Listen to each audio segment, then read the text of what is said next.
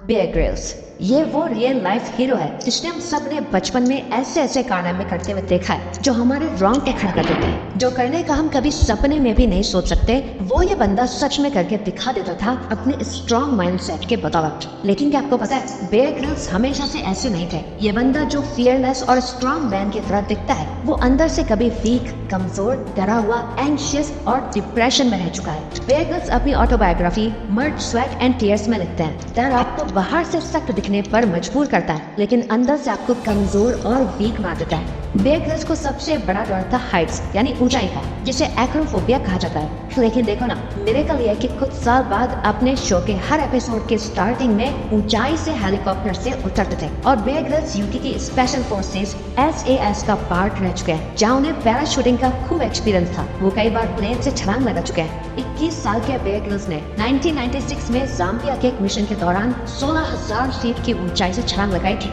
लेकिन इस बार उनका पैराशूट नहीं खुला। जैसे वो आसमान में कूदे, सही टाइम देख के उन्होंने पैराशूट को खोल दिया था, लेकिन फिर भी वो तेजी से नीचे गिरते जा रहे थे। जब उन्होंने ऊपर की ओर देखा तो उन्हें पता चला कि पैराशूट पूरी तरह नहीं खुला। वो हड़बड़ी में पैराशूट के कॉर्ड्स खींचने लगे कि किसी तरह पैराशूट पूरी तरह खुल जाए। ये सब करते करते वो पेड़ों से टकराते हुए जमीन पे आ गिरे और एक झटके में अंधेरा छा गया। वो जमीन पे अपनी पीठ के बल गिरे थे और गिरते ही उन्हें भयानक दर्द महसूस हुआ। और बुरा तो ये हुआ कि इतनी ऊंचाई से गिरने के बाद भी वो होश में थे। वो हिल डुल भी नहीं पा रहे थे, बस वहीं लेटे लेटे जोर जोर से रो रहे थे। वो इस उम्मीद में थे कि उनके साथी उन्हें बचाने आते ही होंगे। दर्द इतना ज्यादा खतरनाक था कि उन्हें सहन नहीं हो रहा था। वो कहते हैं कि इस दर्द को झेलने से अच्छा तो मौत थी, लेकिन मौत भी नहीं मिल रही थी। वो कई देर तक वही दर्द में गिड़गिड़ाते रहे। जैसे ही उनके साथी उन्हें फौरन अफ्रीका के एक हॉस्पिटल में लेके गए। उन्हें याद है कि डॉक्टर ने उनकी पीठ में इंजेक्शन लगाया और धीरे धीरे उनका दर्द कम होने लगा। वो सोचने लगे कि वो ठीक हो रहे हैं। वो उठने की कोशिश करने लगे। तभी डॉक्टर ने उन्हें आके कहा कि वो अब चल नहीं सकते। ये सुन के यंग 21 साल के बेयर ग्रिल्स की जैसे दुनिया ही खत्म हो गई थी। पहाड़ चढ़ने वाला नौजवान अब चल के बाथरूम तक नहीं जा सकता था। वो कहते हैं, पैराशूट से गिर के इतनी हड्डियां तोड़ने में इतना दर्द नहीं हुआ जितना 1 साल हॉस्पिटल में रह के इन हड्डियों को जोड़ने में उन्हें सहन करना पड़ा। हॉस्पिटल में बेड पे पड़े हुए वो सोचते थे कि शायद अब वो कभी नहीं चल पाएंगे। उनकी जिंदगी जीने का रीजन, मीनिंग और पर्पस ही एडवेंचर था। घूमना फिरना, नई जगह एक्सप्लोर करना। 2 महीने बीत चुके थे, पर उनकी सेहत में कोई सुधार आने के बजाय उनकी हालत बद से बदतर होती जा रही थी। दर्द बढ़ता जा रहा था और शरीर अकड़ता जा रहा था। अपने हाल को देख के वो और नेगेटिव होते गए। उन्हें कुछ भी अच्छा नहीं लग रहा था। बात बात पे गुस्सा और रोना आता था। धीरे धीरे वो डिप्रेशन में और गहरे फिसलने लगे। आधी रात को अपने बेड पे लेटे लेटे उनकी नजर दूर रखे एक फोटो फ्रेम पर पड़ी। वो फोटो थी माउंट एवरेस्ट की। बचपन से बेयर ग्रिल्स और उनके फादर का ये सपना था कि वो एक दिन माउंट एवरेस्ट की चढ़ाई चढ़ेंगे। उस फोटो फ्रेम पे धूल चढ़ी देख उन्हें ऐसे लगने लगा जैसे उनके सपनों पर भी धूल चढ़ गई है। जो कॉन्शियस माइंड में ये बात बहुत गहराई से जम गई। इस बात ने उन्हें हौसला दी और जीने की एक उम्मीद दी। अगले दिन जब वो सोकर उठे तो उन्हें अपनी दादी माँ की एक बात याद आई, जो हमेशा कहती थी, बेयर बेटे, लाइफ में जो कुछ भी होता है अच्छा ही होता है। वो इंसान ही है जो खुद को दुखी करने के और परेशान करने के बहाने ढूंढ लेता है। जब भी तुम किसी मुसीबत में पड़ो तो हमेशा खुद को याद दिलाओ कि जो कुछ भी हो रहा है गॉड की मर्जी से हो रहा है, जो कभी कुछ गलत नहीं होने देता।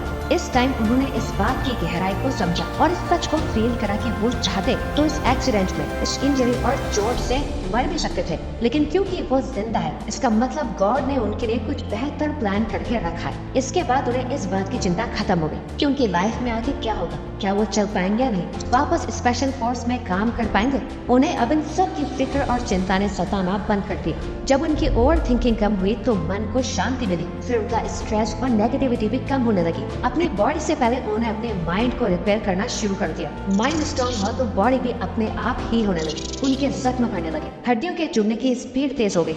उन्हें अपने सबसे करीबी दोस्त एड एमीज की एक बात याद आई, जिन्होंने एक बार बेयर ग्रिल्स से कहा था, अक्सर भगवान की बुलाहट में जन्म, मृत्यु और फिर पुनर्जीवन होता है, और इस इंजरी से तुम्हारा पुनर्जन्म हुआ है। अब मैं ऐसा ही हूँ, जैसा एक नया बच्चा होता है। किसी चीज की कोई चिंता नहीं, ना अपने पास्ट की ना ही फ्यूचर की।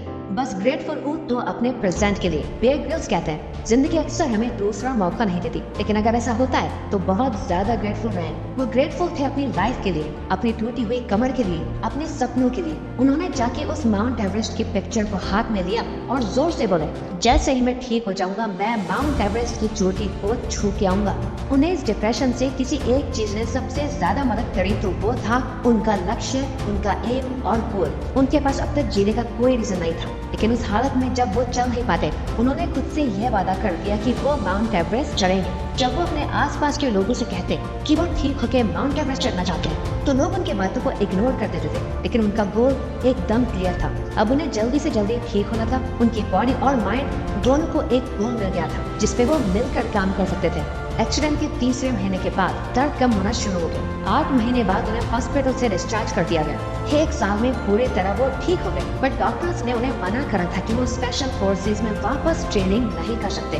कोई जॉब नहीं थी तो पैसा भी नहीं था, पर अपने सपनों को पूरा करने के लिए उन्हें 25 लाख की जरूरत थी। जहां उन्हें माउंट एवरेस्ट चढ़ने की ट्रेनिंग करी, उसके लिए इक्विपमेंट खरीदे थे, जिसके लिए उन्होंने करीब 250 कंपनीज को स्पॉन्सरशिप के लिए प्रपोजल्स लिखे और सारी कंपनीज से वो रिजेक्ट हो गए। 250 बार रिजेक्शन फेस करने के बाद भी वो नहीं रुके। बहुत लोगों के दरवाजे खटखटाए, लेकिन बार बार निराशा ही हाथ लगी। फिर SSAFA फोर्सेस हेल्प ऑर्गेनाइजेशन ने उनके इस सपने को साकार करने में उनकी मदद करी। पैराशूटिंग एक्सीडेंट के 18 महीने बाद 16 मई 1998 उन्होंने अपने बचपन के सपने को सच करा।